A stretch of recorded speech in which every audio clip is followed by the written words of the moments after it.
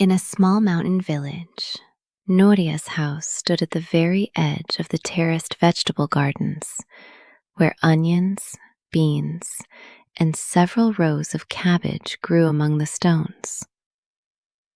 After her father's death, she lived with her elderly mother and had long been accustomed to counting every expense without unnecessary words. The garden fed them in summer and autumn, but flour, oil, cloth, shoes, and firewood for the winter still had to be paid for. That was why Nuria tended a large herd of goats and sheep belonging to a wealthy landowner named Katerina. The wages were modest but steady, and each week she was given a little cheese. In the mornings, Nuria counted the animals, noting the lame ewe, the stubborn white goat, and the 2 young kids that liked to stray. She knew the springs, the paths, and the places sheltered from the wind. Not a single animal had been lost in the past year, and Katerina trusted her. That morning, as always, Nuria led the herd along the familiar road into the mountains. Nuria was taking the herd to a distant pasture along a familiar mountain road, where dry grass rustled between the stones. Near a dried-up stream, she suddenly heard heavy, hoarse breathing and stopped. A young lion lay among the boulders, an animal almost no one had ever seen in those parts. Nuria slowly backed away, trying not to make a sound, but the lion did not rise to follow her. He merely moved one forepaw and lowered it again. A piece of an old hunting snare had cut deeply into it. First, Nuria led the goats and sheep into a hollow among the rocks, where the herd could not scatter quickly. Then she watched from a distance for a long time. The lion kept his eyes on her, but did not attack. She approached, cut the snare with her knife, rinsed the wound with the little water she had left, and tore the hem of her apron into a bandage. After tightening the knot, Nuria hurried back to the herd at once, unaware that much had already changed during her absence.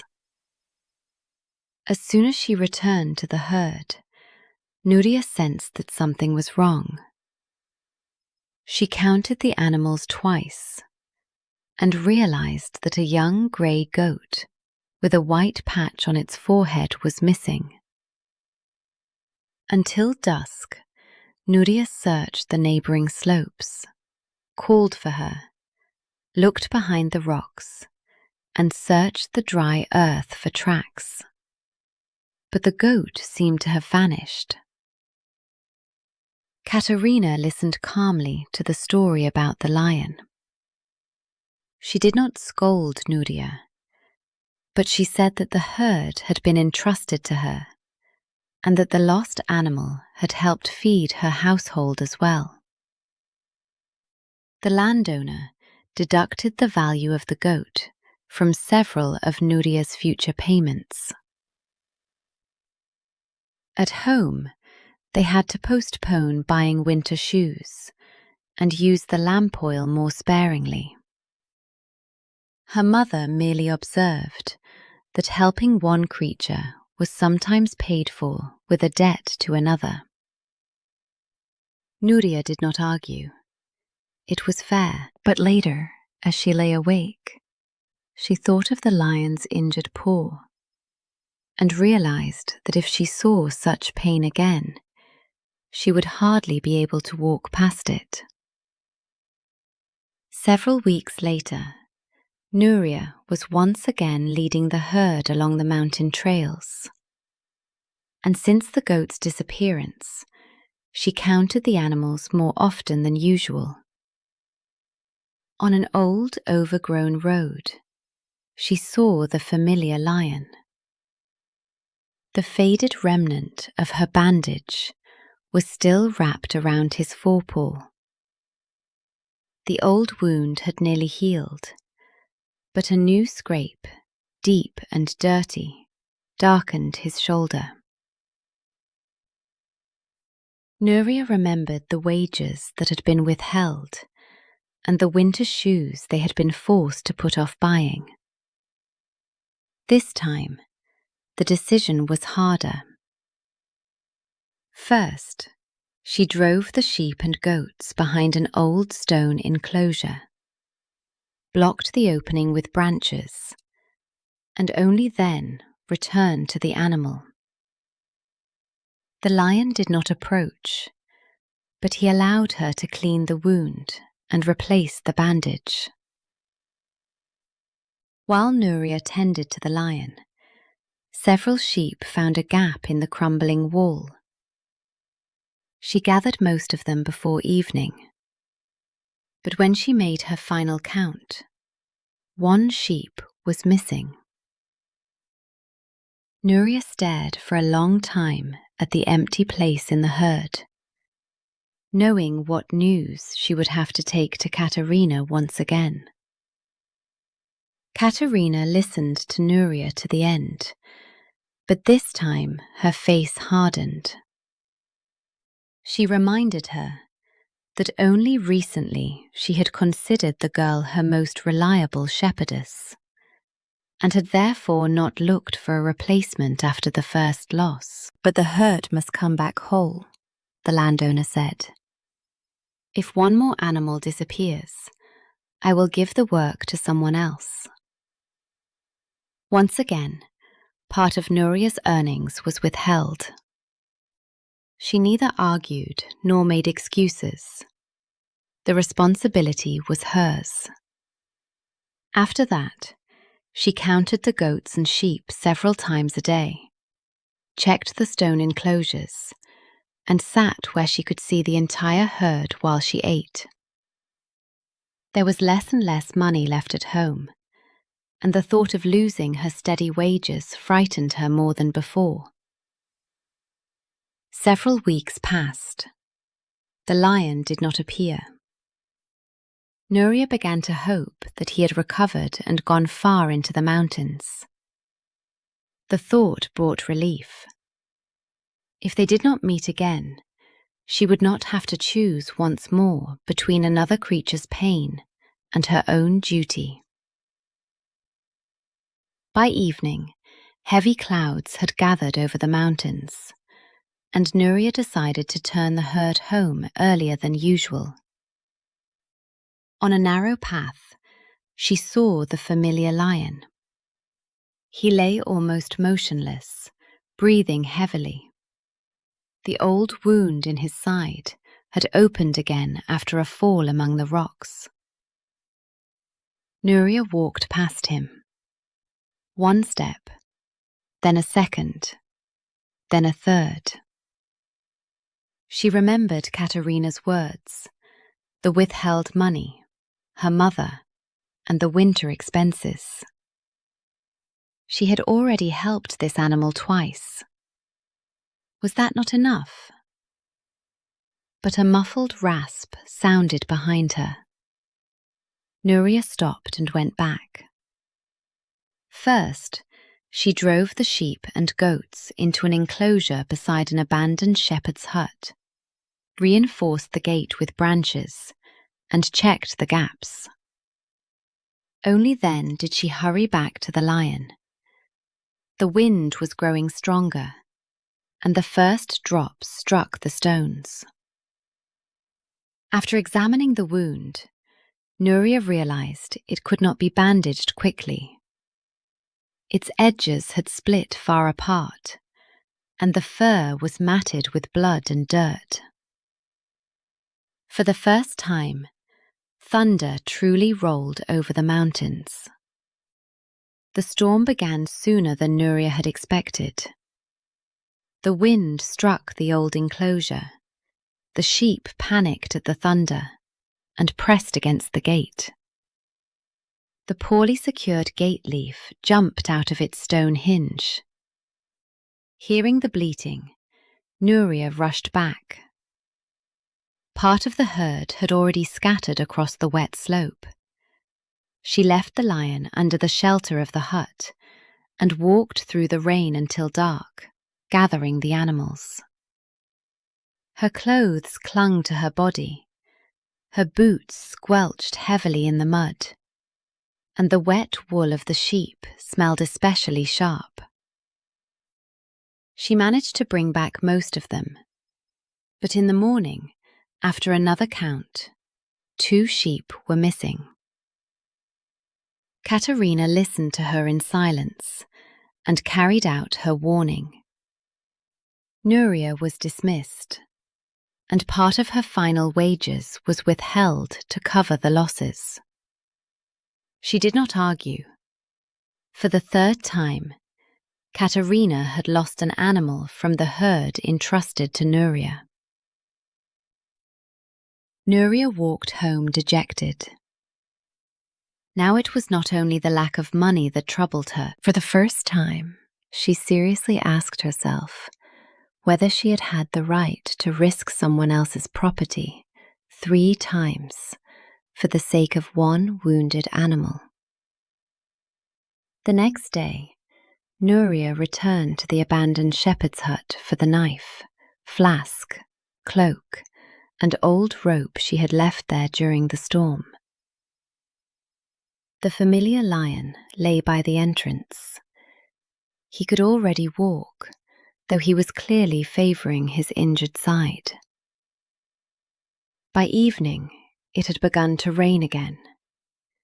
Nuria entered the hut and, after hesitating, allowed the animal to shelter there with her.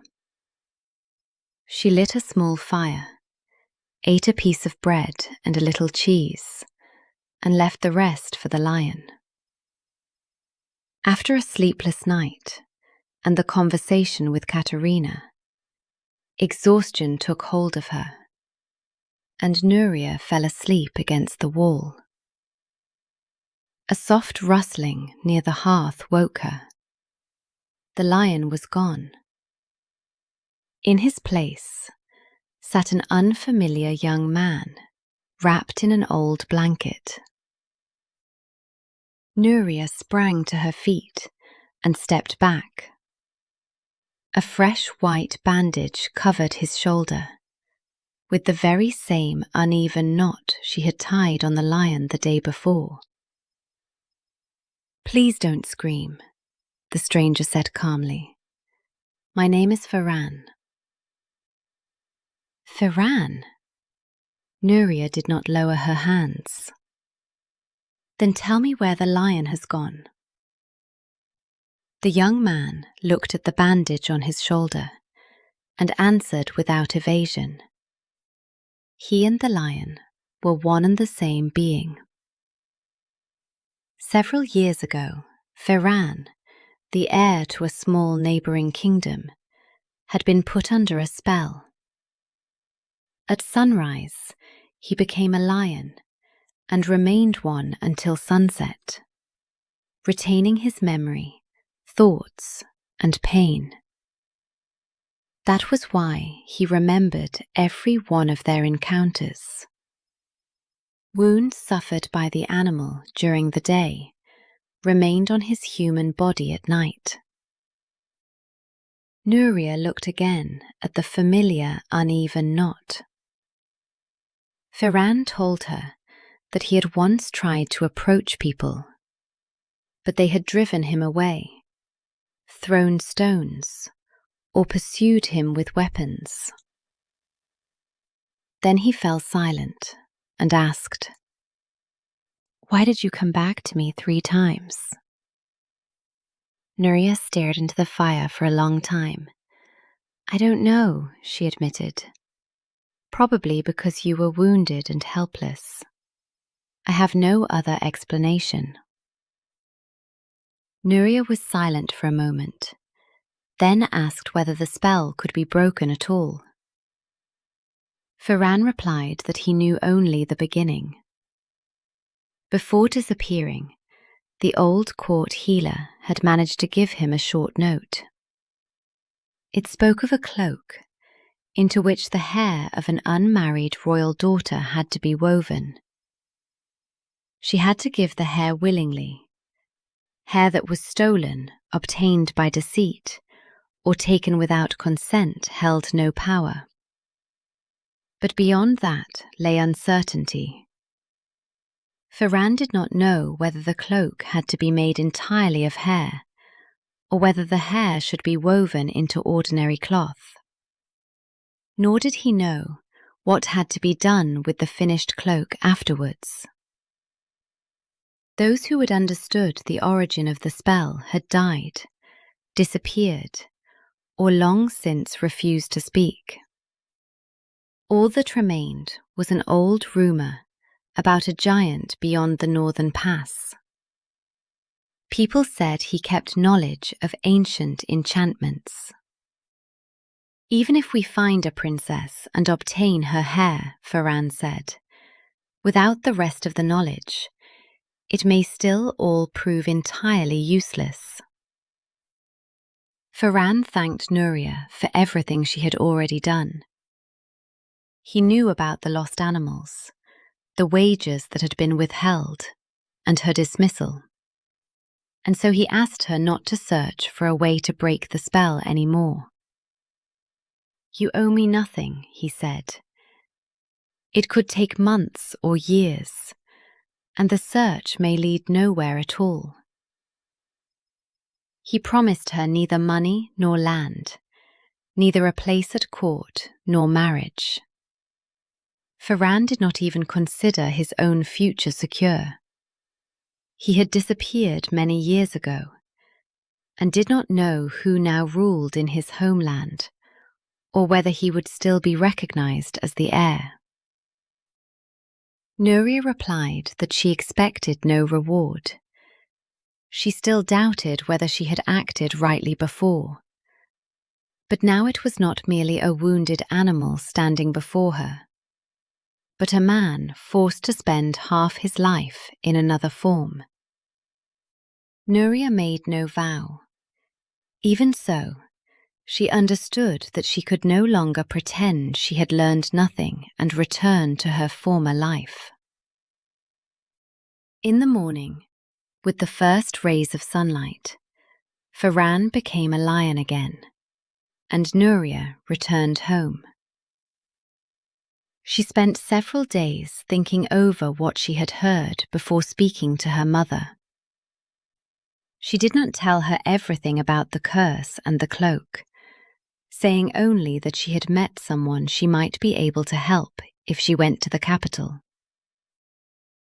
Her mother did not try to hold her back, but reminded her that good intentions were not enough when one had to bear the consequences oneself.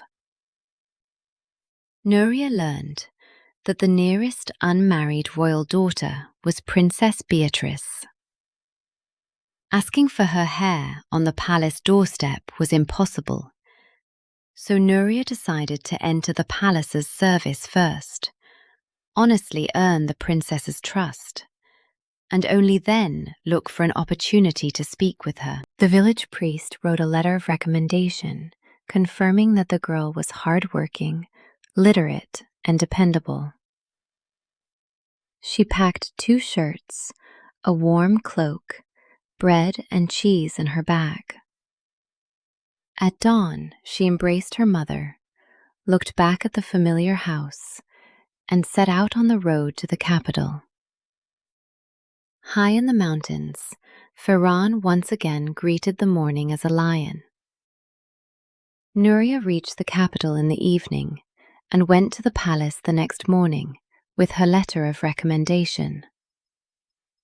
Thanks to the village priest's signature, she was admitted to see the steward.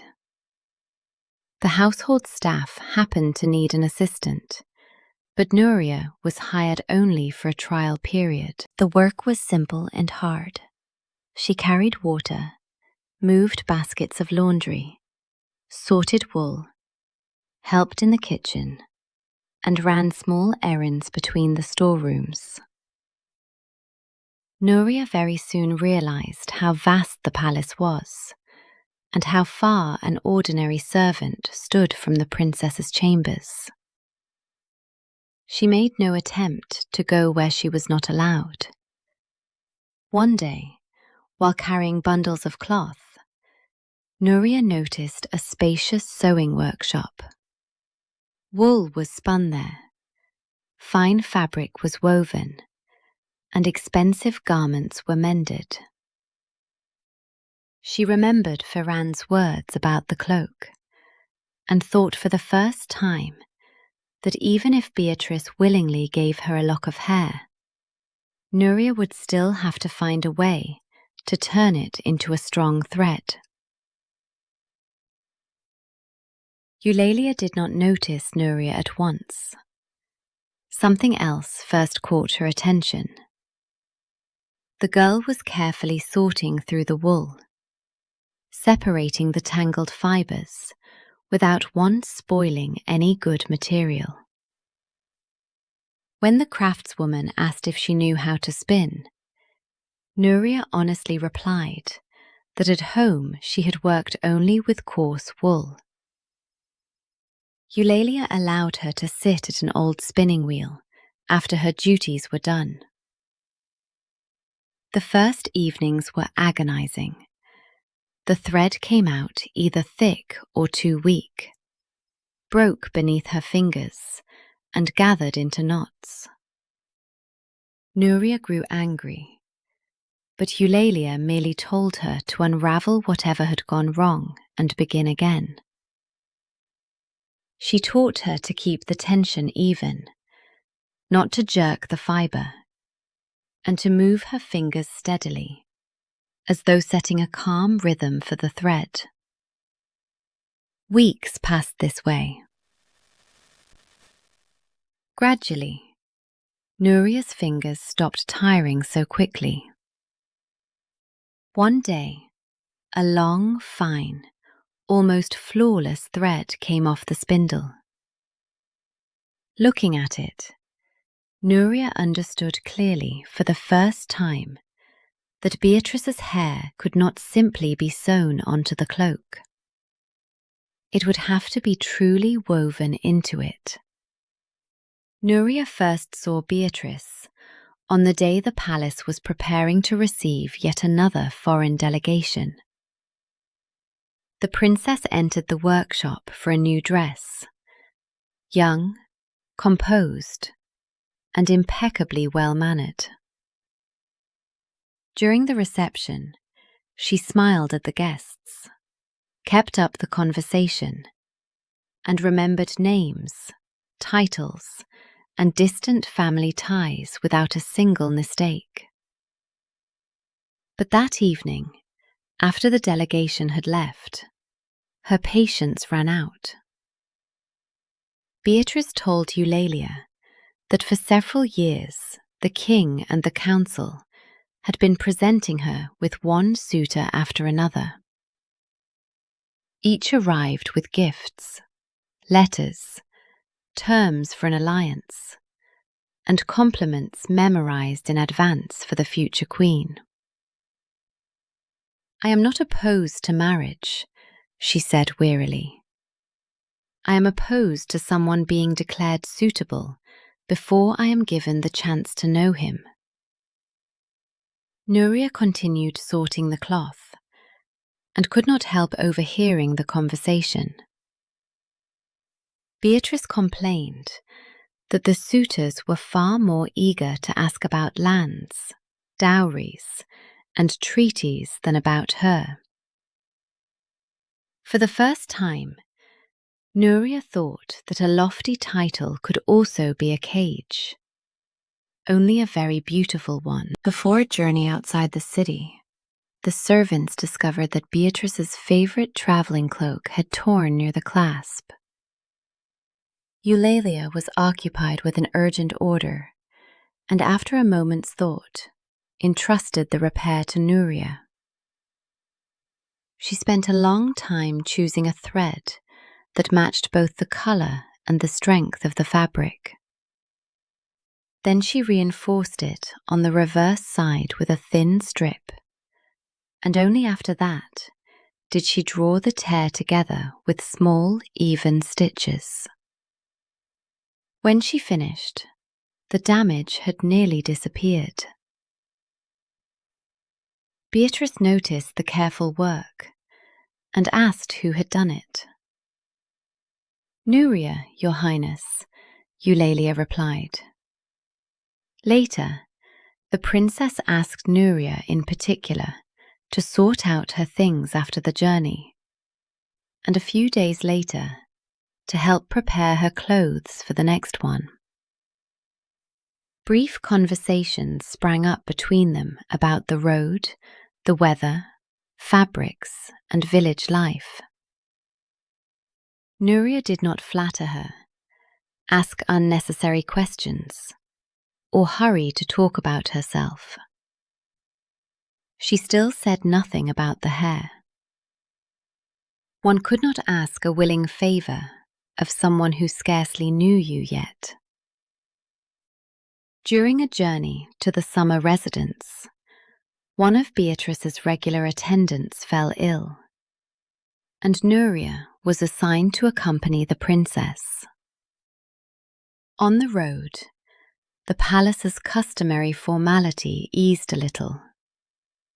The carriage rocked along the uneven road, fields stretched past the windows, and ceremonies no longer interrupted their conversations. Beatrice spoke of the suitors again. She admitted that she was not afraid of marriage, and did not dream of refusing it forever.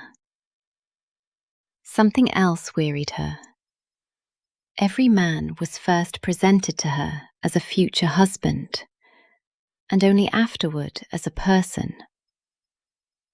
"I would like to speak with someone just once before the council begins counting lands, dowries, and heirs," she said. Nuria listened and could not help remembering Ferran's condition. The help had power only when it was given freely. At that moment, she realized that she no longer wanted to obtain the lock of hair through silence and waiting. If Beatrice had to consent of her own will, then she should first know the truth about the lion, the curse, and the real reason Nuria had come to the palace. After that conversation, Nuria asked Beatrice to listen to a story that might sound absurd.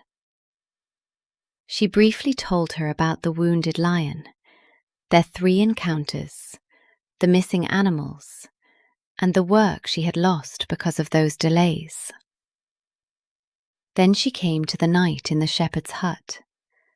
The lion had vanished, and a young man named Ferran sat beside the hearth with the same bandage on his wound. He called himself the heir to a neighboring kingdom, although Nuria honestly admitted that she had no proof beyond his word. Beatrice asked why she was needed then. Nuria explained the condition concerning the cloak and the hair willingly given by an unmarried royal daughter. "Why didn't you simply take some hair from my brush? Because then it would have been theft, not consent. And the condition would not have worked. Besides, I could not have done such a thing myself." Beatrice considered this. Now she understood that her consent was not a convenient formality, but part of the liberation itself.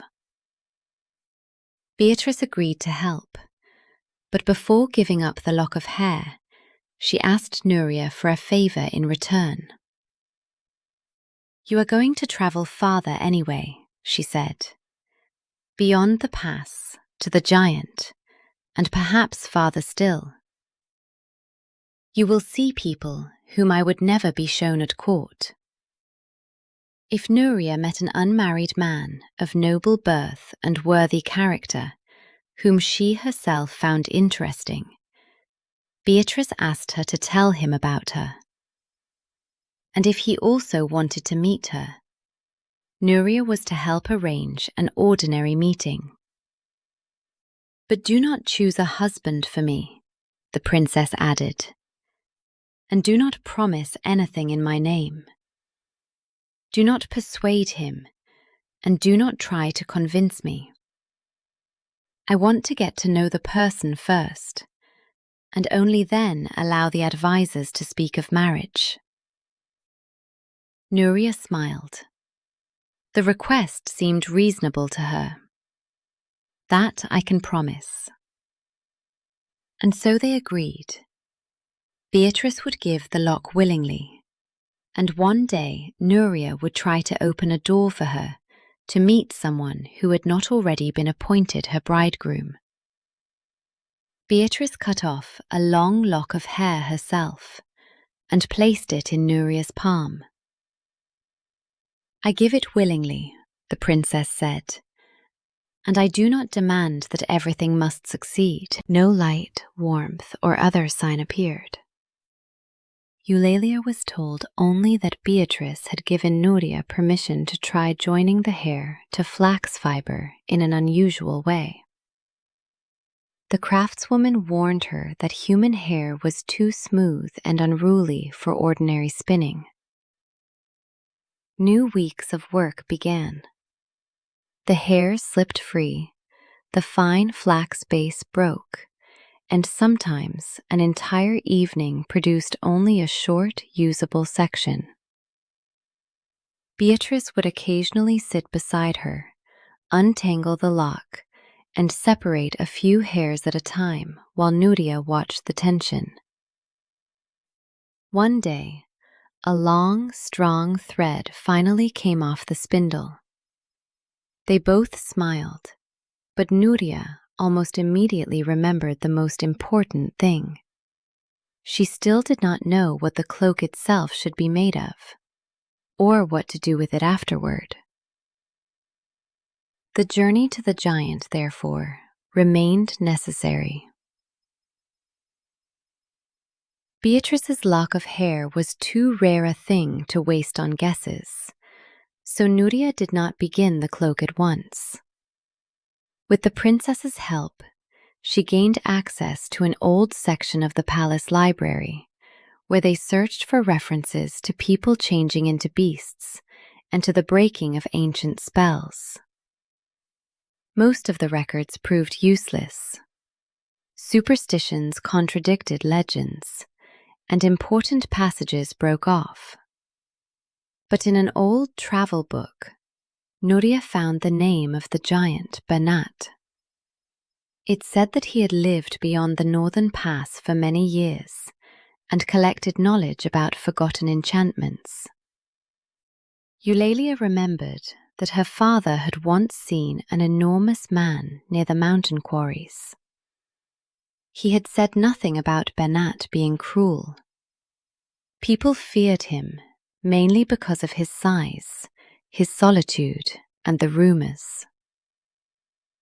Beatrice agreed that the single lock of hair could not be spent blindly. Nuria decided first to learn the full condition of the spell, and only then to continue the work. And so the road beyond the northern pass became the next necessary step. Beatrice gave Nuria a travel letter and some money for lodging and food. Nuria declined a large escort. On the narrow mountain trails, extra people would only slow her journey. She walked north for several days. Vineyards gave way to pastures, then to bare slopes. She spent the nights in village homes, ate bread and cheese, filled her water at springs, and tightened the straps around her weary feet again each morning. People told different stories about Bernat. Some insisted that the giant was dangerous. Others remembered how he had reinforced a bridge after a flood, cleared a rockfall, or helped shepherds pull animals from a ravine. Yet no one could name a person Bernat had actually harmed. Nuria increasingly suspected that his height was what frightened people most. Beyond the pass, she finally saw a large stone hut. Beside it, a man almost twice the height of an ordinary person was calmly chopping wood. He noticed Nuria, lowered his axe, and asked, "Why have you come?" Banat invited Nuria into the stone hut and placed bread, goat cheese, and a bowl of hot stew on the table. Solitary and direct, he was nothing like the monster in the traveller's tales. Nuria told him about her 3 encounters with the lion, the work she had lost, Ferran's transformation at night, and the lock of hair Beatrice had willingly given. Banat listened in silence, then asked, "Why are you certain this prince is even worth freeing? What if he returns home and forgets you? Do you expect no payment for everything you lost?" Nuria did not pretend to be a saint. "I do not know what he will be like when he is free. But that is precisely why I cannot demand his love, wealth, or gratitude in advance." Banat looked at her for a long time, then nodded. Many years earlier, he had known someone who studied similar enchantments and had kept some of that person's notes. Others tried to break such curses as well, the giant said, but they began with force. That is exactly why they failed to understand what they were dealing with. Banat took several yellowed sheets from a chest and spread them out beside the lamp. According to the surviving notes, the cloak was to be woven not from hair, but from pale wool and flax. The hair of the royal daughter, who had freely consented, had to be spun into a single fine, unbroken thread and carried through the entire fabric. "The material is not the only thing that matters here," Banat said. "An enchantment created by coercion is broken by a willing gift." The cloak had to be thrown over the lion just before dawn. At the boundary between night and morning, Ferran's human body would separate from the animal shell. An empty lion skin would remain beside him, not the body of a beast, but the remnant of the enchantment. It had to be thrown at once into a fire prepared beforehand and burned completely before sunrise. If even a scrap remained, the curse could return.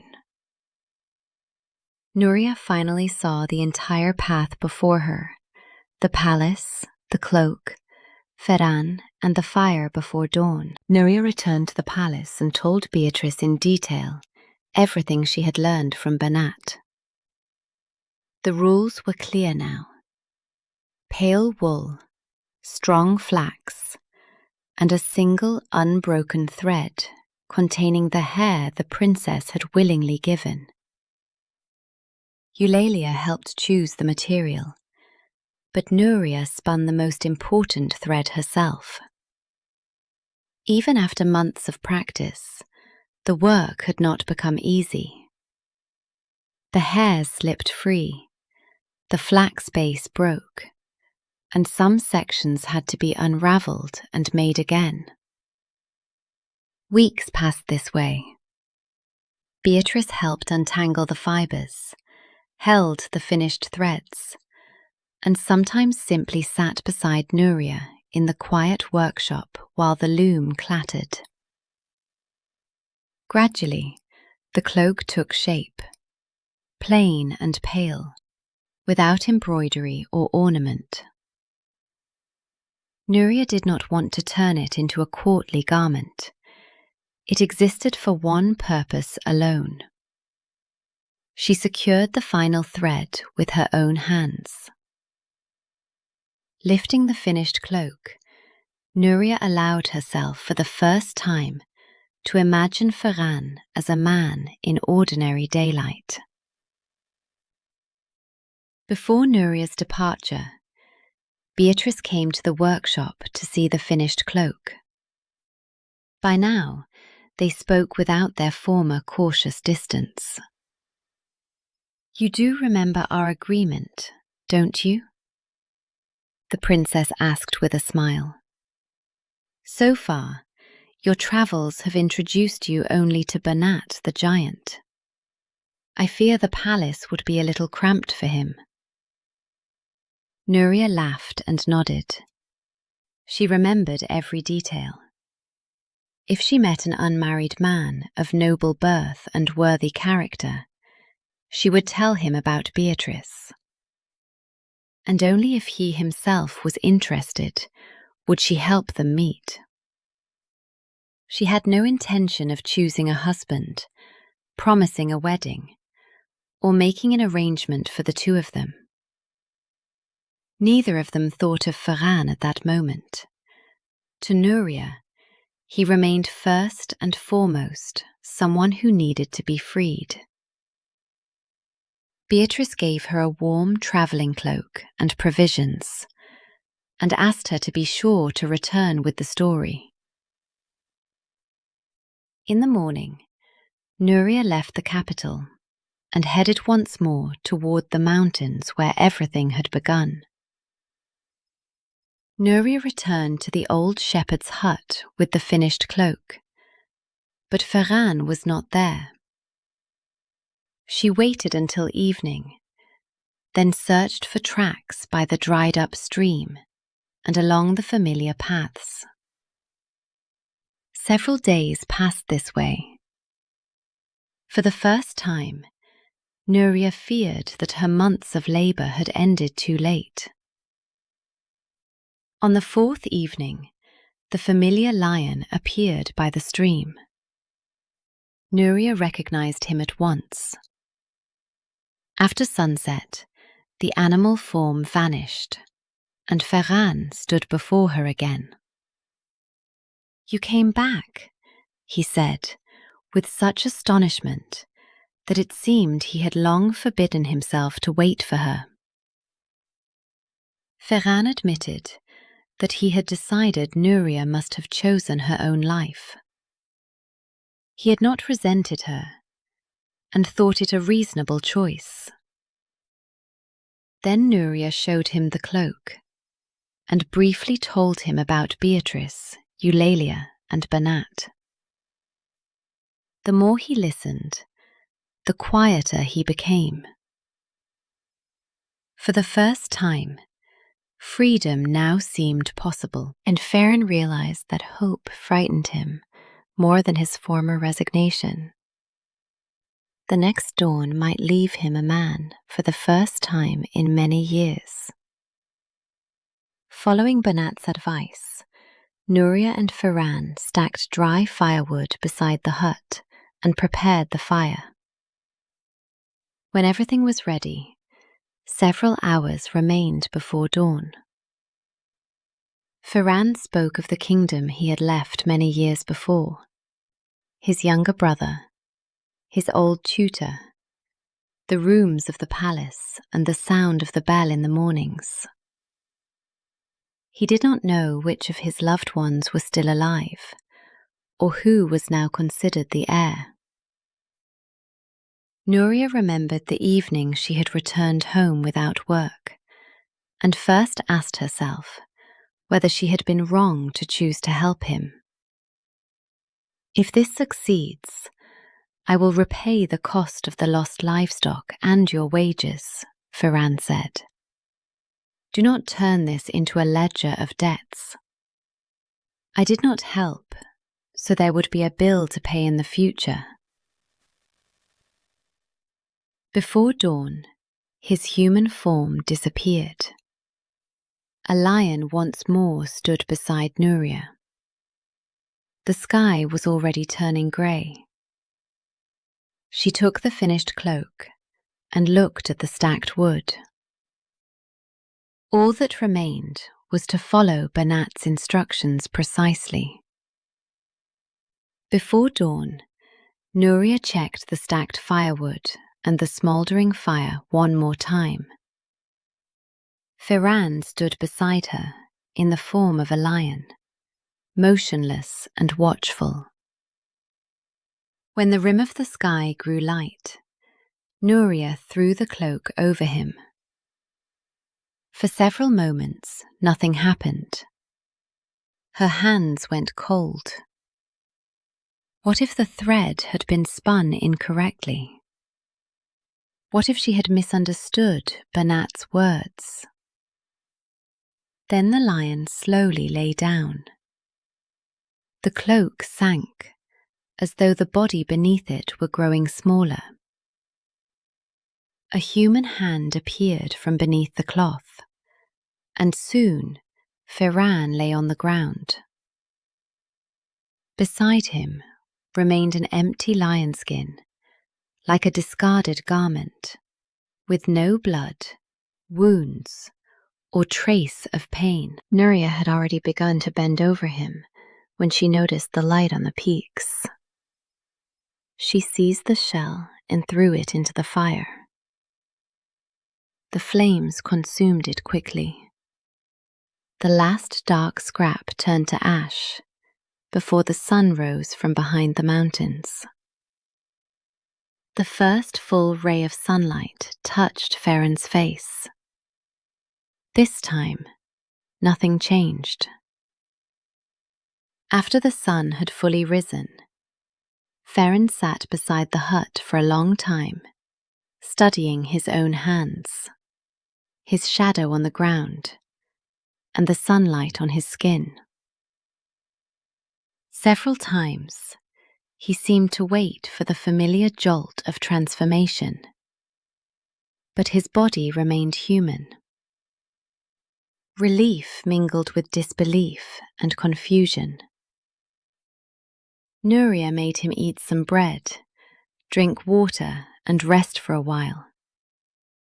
Then they began their descent toward the nearest village. For the first time in many years, Ferran walked down a road as a man in broad daylight. He listened to the voices of passers-by and the ringing of bells, smelled fresh bread, and entered beneath a roof with wonder, provoking neither screams nor fear. At an inn he gave his name. The old innkeeper recognized the name of the royal family, but shook his head. Prince Ferran had been thought dead for many years. Then Ferran understood that freedom had restored his body, but not his former life. Now he would have to prove his identity and learn what his country had become without him. On the road to the border, Ferran began to speak of what would come next. He thanked Nuria, but immediately added that gratitude must not become a reason for marriage. Money can be repaid. The lost livestock can be compensated for. And your mother can be helped, he said. But a person's life cannot be given as payment. Nuria asked whether he wanted her beside him because he felt indebted to his rescuer. Ferran shook his head. Through their nighttime conversations by the hut, the months of her absence, and her return now, he had come to understand something else. He wanted to get to know Nuria in ordinary life, but first he had to return home, prove his identity, and learn what place remained for him there. He was not asking for an answer now. Nuria heard in these words not a debt, but the offer of a future possibility. And it was then that she remembered Beatrice, an unmarried man, of noble birth, a worthy person. Ferran unexpectedly matched every word of the old promise. After Ferran spoke, Nuria told him about her agreement with Beatrice. The princess had willingly given the lock of hair, and Nuria had promised that if she met an unmarried man of noble birth and worthy character, she would help them meet. "I did not promise her a husband," Nuria said, "but now it seems that you meet every condition. And if I simply stay with you, won't it look as though I took advantage of her help?" Ferran frowned. "You could promise only what depended on you, not my feelings or my future. The fact that I am a prince does not make me a means of fulfilling someone else's agreement."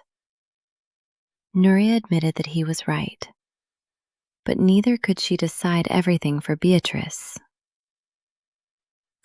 "I will return and tell her everything myself.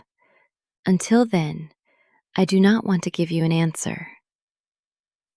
Ferran sighed but did not argue. For him, the question was already settled. For Nuria, it was not. Nuria returned to the palace alone. Beatrice met her in the workshop and understood almost at once from her friend's face that the attempt had succeeded. Nuria briefly told her about the dawn, the empty lion shell burned in the fire, and the fact that sunlight no longer changed Ferran. Then she came to the reason for her return. He asked me to stay beside him so that we could get to know each other without the curse," she said. "But I remember our agreement, and now I understand that Ferran is exactly the kind of person we spoke about then." Nuria did not ask Beatrice to give him up, and did not seek excuses. She only asked whether the princess considered her promise unfulfilled. Beatrice was silent for a long time. "Does Ferran know about our agreement?" "He does." "And did he himself want to meet me as a possible bride?" Nuria shook her head. "No. He expressed no such wish." "Then what are we arguing about?" Beatrice asked quietly. She reminded Nuria why she had proposed their agreement in the first place. She was tired of men being brought to the palace already presented as future suitors, as though the decision had nearly been made before the first conversation. "If I wanted the right to choose for myself, it would be strange to take that right away from Ferran." Beatrice spoke plainly. A worthy person was not a reward, a payment, or an object that could be passed from hand to hand. If Ferran had already made his own choice and wanted to be with Nuria, then he was no longer the unattached possible acquaintance they had once discussed. Nuria finally exhaled. "Then our promise is at an end?" "Yes. And now I understand better what I truly wanted. Not a husband someone else had found for me, but the right to know a person first and decide for myself." Nuria offered to help her speak to the king about it. Beatrice agreed. The old agreement no longer bound either of them. Nuria returned to Ferran and told him how her conversation with Beatrice had ended. After that, they traveled together to his home kingdom. No one recognized Ferran at the gates. During the years of his absence, the prince had long since been declared dead, and his younger brother was considered the heir. They had to search for old documents, show the family seal, and answer questions from people who remembered the palace in former years. His old tutor recognized his pupil by details no stranger could have known. Gradually, the doubts disappeared. Ferran's brother met his return not with hostility, but with shock and relief. After his position was restored, Ferran sought out Caterina. He repaid the value of the missing animals and calmly explained that their loss had been connected to his wounds. Caterina accepted the money without apologizing. In dismissing Nuria, she had acted as the owner of the herd. Nuria herself remained at court as a free guest. No one called her Ferran's future wife. Now they would have to decide that for themselves, without enchantments, debts, or other people's promises. Several months passed. Nuria did not hurry to decide about marriage. She and Ferran learned to live beside each other without the curse, the nighttime conversations by the hut, or the need to rescue anyone. They argued over small things, traveled through the villages together, and learned each other's habits. And only then did Nuria decide for herself to become his wife. Meanwhile, Beatrice persuaded her father to establish a new custom. Possible suitors came to court first as guests, without any intentions announced in advance.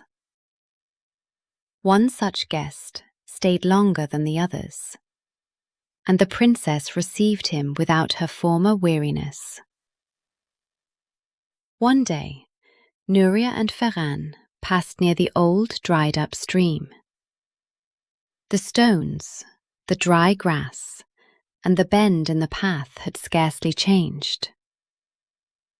"Why did you come to me then?" Ferran asked. Nuria looked at the familiar place and smiled. "I made no grand decision. I simply saw a living creature in pain and could not walk past.